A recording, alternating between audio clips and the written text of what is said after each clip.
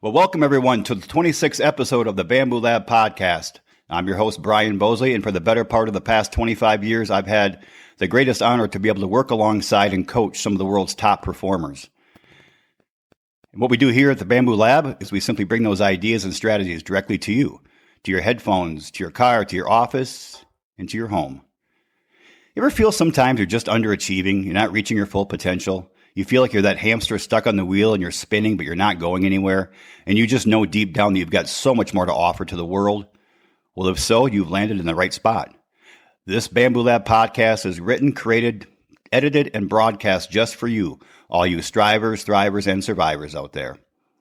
If you want to learn more about what we do here at the Bamboo Lab, more about our private coaching, team training and development, and our corporate speaking, feel free to reach out directly to me at any time. My email is Brian, and that's Brian with an I, at BambooLab3, and that's the number 3.com. Brian at BambooLab3.com. All right, I want to welcome just three new listeners this week. We got Gray K out of Minneapolis, Minnesota, Tammy T out of Charleston, South Carolina, and Stephanie L out of Grand Rapids, Michigan. We welcome all three of you aboard the Bamboo Lab. I want to read a heart letter. As most of you returning listeners know, our goal here is to collect 10,000 minimum letters, text, emails, cards from people telling us how the Bamboo Lab has changed their lives. The one I'm going to share today was from a Facebook message we got this week. And this listener said, I listened to your podcast, and I'm so happy that back in the 90s, you became a better you. Today, you inspire me and have helped to make me a better me. Thank you so much for what you do and all the people you touch. Thank you so much, listener. That meant a lot to me. Because of our honored guest today, we're going to dedicate today's broadcast, today's episode, to Staff Sergeant David Stewart. He was killed in action in Afghanistan in June of 2014, and he left behind a wife and an amazing family. That's a tough one, especially with the guest I have with me today. He was a friend of his, and he knew him well. So before we get to our guest, we're going to share that our latest statistics as of a few minutes ago. We are in 20 states, 20 countries, 34 states, and 406 cities across this nation. And this is where we get into the topic, folks. This is going to be a fun one for me because I've got a gentleman on here who is, well, I would say a buddy of mine. Pretty close. He is John Barnett. And I'm going to read his bio. It would take me quite a long time to read all of his accolades, but John is a retired Marine Corps colonel. John's primary service was in the intelligence occupation with the Marine Corps. He was deployed to Iraq and Afghanistan 5 times, and he lived quite a long stint in Japan as he served our country. He served 3 years with the U.S. Special Ops. He served 18 months as the chief of staff of the 2nd Marine Corps Division at Camp Lejeune, and he completed 2 assignments at Parris Island, South Carolina, with his most recent assignment was being the commander of the recruit training regiment. This guy trained thousands and thousands and thousands of Marine Corps officers and soldiers. So I'm going to start off. So I'm going to share a little background. This is the first ever episode we've ever broadcast with a person in our micro studio here. And it's perfect because I've known John now for 1989. So several years. And I'm having the honor of spending the weekend at his home in Lowell, Michigan with his amazing wife, Gretchen, and his daughter, Grace, and his folks are here now too. So I'm getting to see a lot of people. So this is the first person-to-person episode, and it couldn't happen to be with a better person. One of my best friends, one of my brothers, retired Marine Corps Colonel John Barnett. Welcome, John. Thank you. All right, John, I'm going to start pouring questions at you. Yeah, I don't know how this works, but we'll figure it out. Right? Yeah, we'll figure it out as we go.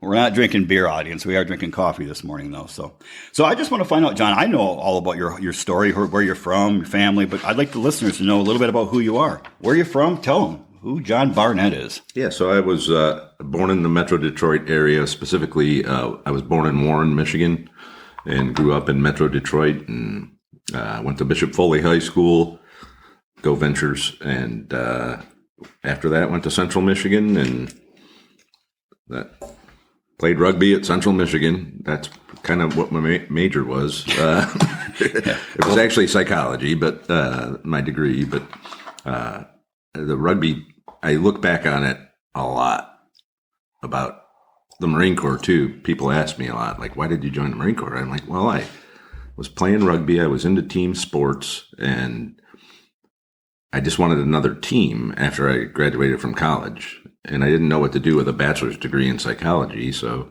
I said, well, the Marine Corps seems like a pretty good team. It seemed like a team sport. And so I just decided I'd try it for 4 years. And my plan was to get out after 4 years and go back and get a law degree or do something with a GI Bill, but I obviously did not do that.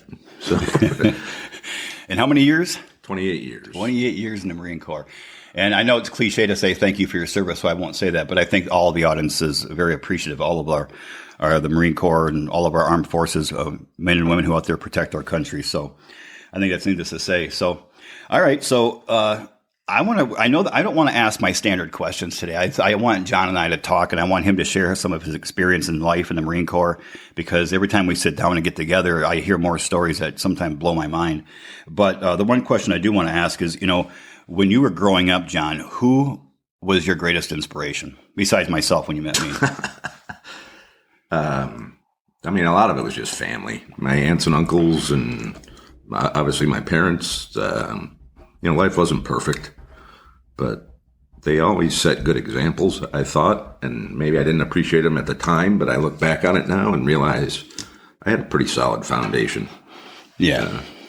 Well, folks, John's mom and dad, John Sr. and Sue Barnett, we would travel for rugby, and whenever we had to travel through the Detroit area, we always spent the night at their home, and she always fed us. They housed us, they fed us, and made sure we were carved up. And she always sent us off to every game and tournament with a little lunch bag for each of us with a Twinkie and and snacks in it. So it was so great. After 29 years, I got to see them again for the first time in 29 years last night and today. So John, you retired what date?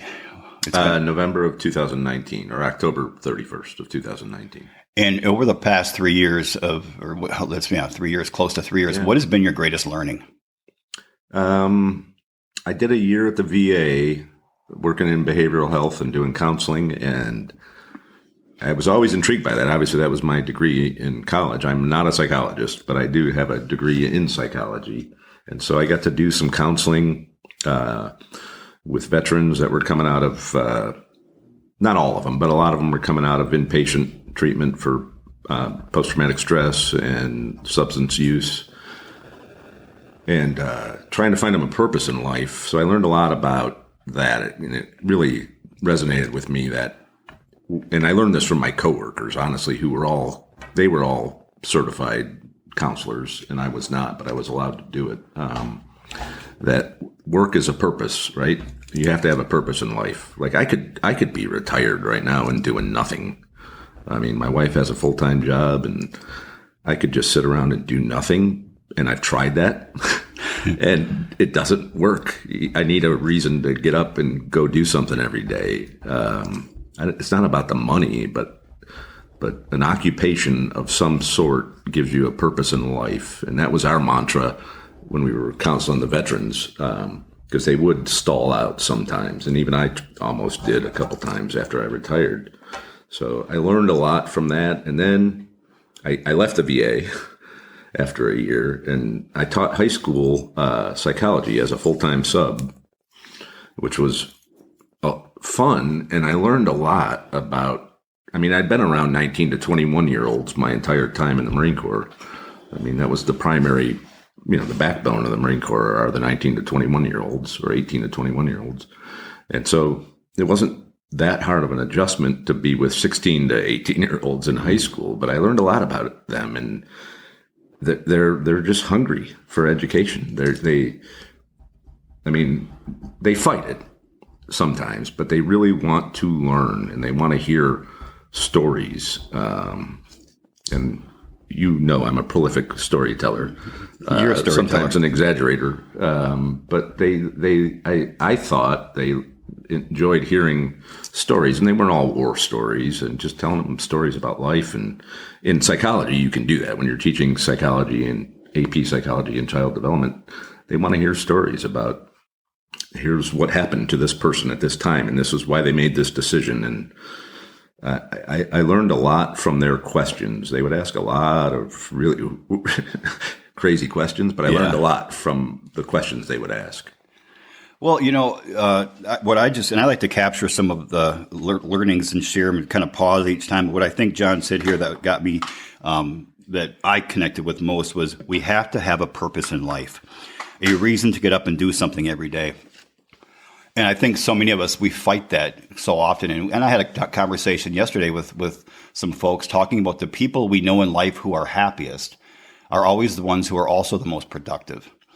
It doesn't matter the amount of money you make. It doesn't even matter what you're producing or creating, but our brains and our bodies and our minds and souls are designed for creation to produce something on a consistent basis. And you would think that after 28 years in the Marine Corps, serving our country at the level he did as a colonel in the Marine Corps, you'd think he'd say, okay, I'm done. And well-deserved, just take a well-deserved rest. And every time I talk to John or come to visit John and Gretchen, he's always got something going on. He's always creating something, building something, tearing something down, recreating something else. And you'd think, a lot of us can't wait till we retire. We can't wait to be done. But in the meantime, in reality, none of us really actually do retire. The happiest people never fully retire. They're always doing something with their lives. They're always making themselves, their families, and the world as a whole a better place to live. So I think that was great. And I also like what he said, that the youth in our country are starving to learn. They're hungry for education. And, I believe that. But it's hard because most of us think that the youth in our country are lazy and they don't want to be taught because the youth does fight education, but they need it. They strive for it and the ability to tell stories. And he is a prolific storyteller. I don't know if prolific would be the word I'd use, but he is a storyteller. But, So what have you seen, John, and not even in the Marine Corps field, but as you've retired from the Marine Corps and went on this next part of your journey in life, what do you see as the biggest opportunities out there? The biggest opportunities. Well, I mean, it's different for every person. For me personally, right now, with 2 adult children that are living in different states, I mean, I see an opportunity to just spend time with them. And if they're going to listen to this, they're going to argue with me later, but that I coach them, right? I still try to teach them. I mean, my daughter's 27, son is 24, who's also a Marine. But they still need some coaching. Heck, I need some coaching. That's why I'm here. So, I'm using a lot of my time to reconnect with friends and family that I haven't seen in 3 decades and spend time with people. And I mean, I obviously still work. I'm a part-time substitute teacher, which people think is funny. You could be in industry making tons of money. You were in Intel. And I'm like, yeah, that's not what I want to do. Like, I'd like to spend some time just giving back a little bit. I mean, I don't want to work for free. But well, if you do, I'm hiring. Yeah. I mean, and did you hear what John just said? Give back, like as if he's taken. I mean, John spent 28 years giving to our country and to our nation and freedom around the world, and he still sees himself as wanting to give back. I think that's pretty amazing. What have you noticed since your retirement from the Marines as your biggest challenge? My biggest challenge is my property. I mean, you saw it. We walked it yesterday. It's people think, well, you're in the Marine Corps, you don't own a house. Well, we did. We owned 4 houses. We didn't always live on base, but we did for the last 8 years in 3 different places. So I didn't have to take care of anything. I was a renter. And now it's like, wow, home ownership is a lot to keep up with. I mean, that's, it really is. Be careful what you ask for sometimes. But I think that and just mapping out the next 20 years of my life, right? Getting me into my mid-70s. Not that I have to have an exact plan and it's going to change and we're called audibles, but trying to figure out where I'm going to be in 20 years, which I did the entire time I was in the military too. Like, where am I going to be in 20 years? So, or 5 years or 8 years. And you don't get a lot of input in the military necessarily. They just tell you where you're going to be, but you can try to control it a little bit. We were having a beer yesterday, myself and John and his family, and he was telling me some stories about his deployments, and I'd like you to share those if you could, John. Just like the Super Bowl example, or just yeah. This thing. I mean, I think a lot of us get stressed in life thinking we have no control because of our employer or our clients or whatever it might be, and we sometimes get when you don't feel like you have control in your life, it's very easy to become disengaged and to lose focus and kind of slip a little bit and get on that hamster wheel and spin. Well, in the Marine Corps, with the level John served, I mean, he had very little control sometimes of where he was going to be deployed or stationed, and so tell us a little bit about that, what that was like for you and the family. So you're talking about the Super Bowl story. Was 2002 and 2003. We had moved to Virginia Beach and we're getting settled in, and then I started going to Fort Campbell, Kentucky as a U.S. Marine. I was working with the U.S. Army, 5th Special Forces Group, and we were doing some training, and we thought Iraq war might be coming in, remember 2003? Mm-hmm. Yep. Is when it happened. So we're coming up on the 20-year anniversary soon. And so I was spending a lot of time at Fort Campbell, months. And then I came home around Christmas or before Christmas, and we weren't sure if anybody was deploying or not. And then we were a really tight unit. I was in a small special ops unit in Virginia Beach, and there were only a couple Marines there, and mostly Army and Navy. And we would all hang out and do stuff together. And I had planned a Super Bowl party where everybody was going to come over and hang out and watch the Super Bowl. And they had called from Fort Campbell and said, hey, we want John to come deploy with us. We're leaving this week. It was the week before the Super Bowl. And they called my colonel at the time and said, we want him to come deploy with us. And he's like, hey, you got to go out there and go. And my boss, who was a lieutenant colonel in 05 at the time, said, hey, he told the colonel, hey, can you let him just wait till Monday? Because he's got a Super Bowl party that we're all going to. And it's not like the war is going to start immediately. Like, can you just have him delay for like 4 or 5 days? And they did. They were like, okay. So everybody came over to my house on Sunday for the Super Bowl party. And I deployed hungover on Sunday and flew to Fort Campbell and was on a plane that night to Jordan. Anyways. Will you tell us, think of these things going on behind the scenes in the Marine Corps. Where were can you just name some of the places you were deployed as far as, the countries? I know you've it's like, we lived in Japan. I spent a lot of time in Korea. I love South Korea. They remind me of Michigan, actually, there. Well, near the same parallel, actually. So is the UP North Korea? UP would be North Korea, actually. So Japan, Korea, Thailand, Indonesia, Taiwan, all over the Middle East. Jordan, Iraq, UAE, Qatar, Kuwait, Germany, Belgium, Honduras. I'm sure I'm missing a bunch. Well, his latest stint, I always make fun of him. He was, for a short period here in Lowell, Michigan, we moved. He was the most overqualified crossing guard in state history. When he came out here. My first month here, I took the job as the crossing guard at the elementary school because they needed one. And I thought I would meet people that way and get to know people. And I did. It was fun. Well, it's funny because he was, when he was in charge of the training in Marine Corps in Parris Island. Right. It was you trained 20,000 Marines a year would go through there? We did. 20,000 new Marines a year. So 40,000 in 2 years. And then he was a crossing guard. And he was proud of it. He was sending me pictures of himself with selfies with his little glowy vest on. I thought that was funny. So that's a man right there who's just constantly moving. His brain, his feet are constantly doing something, moving ahead. So is there a particular story that you'd like to share from your experience in the Marine Corps that maybe one I don't even know, just something that you think would be an interest or is just something that might blow someone's mind of anything that happened? Well, that's a loaded question. You should have prepped me for this one. I told you I was going to ask you these questions. You should have been prepared. John didn't prepare very well for this podcast. That's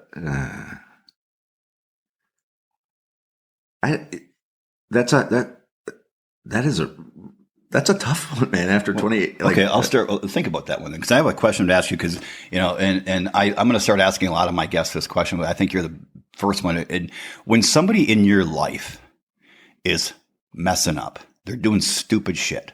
Mm-hmm. How do you confront them? What would you tell somebody that's just making mistakes after mistake after mistake? Well, so yeah, I can do that one. When I was younger, I would get a little bit confrontational. Yeah. And then as I got older, I realized that doesn't work. You put somebody on the defense right away, then you just get nothing out of it. And then as I got older, I realized, okay, let's just have a cup of coffee and let's just talk about how you think you're doing at work. How do you think you're performing? And let me hear what you think is going on. And then sometimes they'll unpack the problem themselves. And sometimes they won't, and you can nudge them towards it. So I would do it as calmly as I possibly could and not put the person on the defense and just let them realize they had a problem or something they needed to correct. I found it didn't always work that way. Sometimes you had to get pretty direct, but most of the time I got better results if I just let the person identify the problem and then we would talk about a solution, if that makes sense. Yeah, that does. And I mean, that's not the John Barnett I knew in college, but he didn't help. Nobody unpacked it. When I was younger, I was more confrontational. Yeah. So John and I were officers on the rugby team together. We were roommates together. We traveled together. And then when he came home from class one day, I still remember this. We lived in the rugby house, and he said, "Met a little red-haired girl in class today. I'm going to marry her." And I'm like, "No, he's not." And he did. And I was honored to be the best man in the wedding. Was that 30 years ago? 29 years ago. And we have been brothers ever since. We have another one that I hope's listening, a little buddy of ours named Kevin. He was a part of our threesome in college, and we hung out a lot, and we were officers together and roommates together. And we got a chance last night, and we were sitting on the patio to FaceTime him for an hour. Of course, I fell asleep during the FaceTime for a little bit because it was a little long for me, but it was good. We had a good time. So, Kevin, this one's out. This was we're shouting out to you, buddy. I can hear him laugh right now too. What, John, is a message you'd like to leave? Like, as you are, what, 73? What? Are you 73? 73. Oh, yeah. No, I'm not 73. Oh, you look 7. You're 52. Born in 1970. So, as you've raising your children, and he still has his amazing daughter Grace, who's going to be a junior in at Lowell High School this year, and he's got Harley and Mason, who are adults and moving on with their lives. What is a message that you think the world needs to learn from John Barnett? I don't know from John Barnett. I think the world could learn this, and I know you probably don't do politics on this, so I won't get too deep into it, but we talked about it last night. Like, I don't describe myself as left or right, or can't we all just get closer to the center and agree to disagree on stuff? Like, why do we have to, everything's got to be so polarized? And I mean, I used to be like that, but I wish some of our senior leaders who are the same age as us or a little bit older would, why didn't they learn to calm down as they got older and become more centered? And why don't we understand each other a little bit more and just take the time to listen to each other? A little more empathy. Yeah, empathy. Yeah. But I don't know. I think that's a piece of wisdom that the entire country, maybe the entire world, needs to hone into right now. And I think, I get on Facebook every morning and post my posts on my different platforms, and I'm just disgusted by the amount of people, the politics and the dissension and the divisiveness and the extremism that I see on there. And I don't think anybody deep down thinks they're changing anything by posting something like that on Facebook, but it's almost a way to vent for some people. And I'll add to that. There's a time when things get way out of line that you do need to rise up and potentially correct the situation, but I just don't think we're there right now. Yeah. There's nothing worth getting so violent about in our country. We're in a good place. I've been all around the world, and every time I come back home, I'm happy to be. You're happy to be home in America. Well, I think that's the issue. I think we have, as a society, we have more free time on our hands today, with technology, and we have people who really just stalk the internet all day long. And when you do that, you're not, and it goes back to that former thing we said at the beginning. If you're not producing and creating something in life, that Facebook and the things that are happening in our political realm become your life. And you get so wrapped up in it emotionally that you think you're making an impact, but really you're not doing anything but making the problem worse by posting this shit on Facebook or Instagram or Snapchat or whatever these platforms are. So I think that's good because most of us haven't. I would venture to say that few listeners from the Bamboo Pack have traveled the world as much as John has and his family has. And so he's seen the rest of the world and how much more we have here in our country. And, if we could just stop a little bit, get around the bonfire, sing a little kumbaya, maybe it would probably have more impact on the world than us screaming, pouting, and moaning on Facebook. But any other thoughts, John? You got so much stuff in there. What do you mean? Oh, you got a lot of stuff in your head. I'm just trying to think of one funny story from the Marine Corps, but there's I don't want to name anybody. So how about from the former rugby days? Anything funny from that? Other than atomic sit-ups and we don't want to go in. We don't want to do that. We could. No. Because John was, I shared in the episode number 20, I don't know, 3 or 4, 2, when I talked about the dark side, and I shared my rugby days and how I had a lot of fear and anger and insecurity. John was right at my side during those years. So he has seen me at my worst and he has seen me at my best. So you can share a story about me if you want to. You can make fun of me. I don't want to make fun of you. Okay, good. I don't want you to either. I think the stories about the Marine Corps are just all the personalities. And it's the same for the Army and the Air Force and the Navy. It's all about the people. And I did a retirement ceremony. I think I told you this. Yeah. For Captain Jimmy, I won't say his last name, 2 weeks ago down in Battle Creek. And the thing I talked about for 2 minutes, because nobody wants to hear the old guy talk. They want to hear the guy that's retired talk. Yeah. So I said, just talk for 2 minutes. I said, the Marine Corps is a really bad employer. It really is. I mean, it demands of you. It asks you to do stuff. It tests you all the time. It asks you to give your life if, it's required. So it's not the best place to work. So why do we stay in so long? Some of us, like Jimmy, we stay in because of the employees. The employees are fun to be around. They're just from all over the world or all over in many cases they are. We recruit people that are living overseas sometimes, and you get them from every state in the country. And I saw that at Parris Island, from all 50 states coming in, and you throw them into the mosh pit.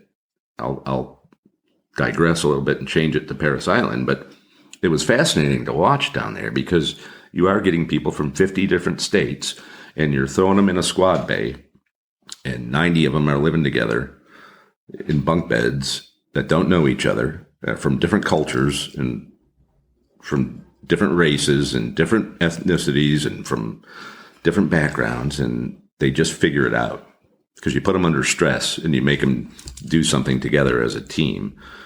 And, we do drill, right? Rifle and drill, close order drill.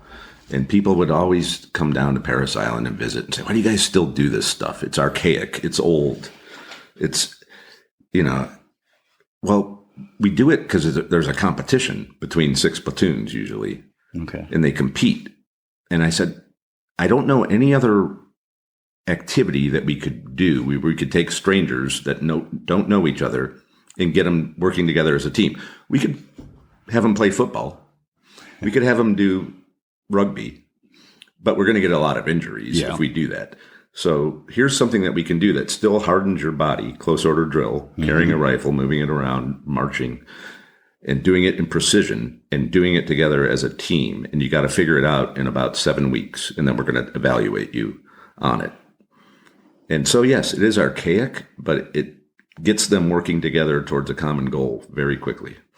So it's a purpose. There's a purpose to it. That's pretty fascinating. A couple of my friends, of our friends from our college days, their son was on Parris Island when John was running the ship. And it's fascinating because I know John as John. We called him Mason in college, and he was always just our friend. But they said when they went down there to visit their son, when they would walking around the base with John around the island, it was like they were walking with God. Everybody'd stop and salute, and everybody. And when they were told me that story, I know John. That was John's last couple of years serving, and so I obviously was well aware of his Marine Corps career. But it made me stop and think. I never thought about that. Like the level of respect and credibility he had with all these tens of thousands of Marines. And as I say, I used to be a big deal. I'm going to play rugby. I used to be big. But, I'm never going to salute John, but he has a big place in my heart, always will. I've always had a lot of respect for John, even when we were younger together and playing ball and traveling and living together and arguing and getting into fistfights. And I just had a lot of respect for John, and it's only increased over the years as we've gotten closer and closer even. But so this podcast is a lot. It's probably my favorite so far. Just sitting with my buddy. So I did read this book, by the way. It doesn't look like it's read. Well, you didn't read this. She bought it for me for Christmas, but look at the print. I know, it's micro. So I had to go to the library and get the bigger one. We're talking about Atlas Shrugged. Brian has been wanting me to read it for like 20 years, and I finally did last year, and I get it. Well, didn't I get you this for your birthday or something? Or no, you didn't. You've never gotten me anything for my birthday. Yeah, I did. I brought you something last time when I came for your 50th. I thought, maybe not. I'll get you one for your 60th. I'll get you something. So if anybody out there ever wants to read the book Atlas Shrugged, it's written by Ayn Rand, and it's considered the philosophically most challenging book written in the 20th century. It takes a while to get through it, but it will change the way you view the world. I don't think anybody has ever read that book and said it didn't have a major impact on their life. And we talked, I think, last week when we were talking to our guest, Jonathan Rand, about the beauty and the necessity for people to read. I mean, John, coming as a Marine Corps colonel, retired colonel, I'm looking right now, we're sitting in his lower level of his house and with the books everywhere. He has a little study upstairs, books everywhere. I mean, he has always been a voracious reader. I mean, to look at him, you wouldn't think he's very intelligent, but he's definitely fills his brain. And I would say, I told the kids when I was teaching high school, like, read anything. I don't read military history. I mean, I do sometimes, but I read science fiction, whatever. Just read. Read, yeah. It's so much power in that. All right, well, we're going to start signing off. Is there anything you can leave the crowd with? Anything you want to share? No. I would just say what we say in the Marine Corps, Semper Fidelis. Always faithful, stay faithful to each other. I love it. That's so powerful. And the message I got out today, and I took some notes here as John was talking, was the necessity for us to always have a purpose in life. If you're finding that your life is struggling a bit, give yourself a damn good audit and dig deep into your soul and ask yourself, what is my true purpose? Is what I'm doing right now fulfilling my purpose? And your purpose is your own. Nobody can give it to you, and nobody can really judge you for what your purpose is. Just find your purpose, and every day get up and go closer and closer to the target. Keep moving your arms, your feet, and your brains.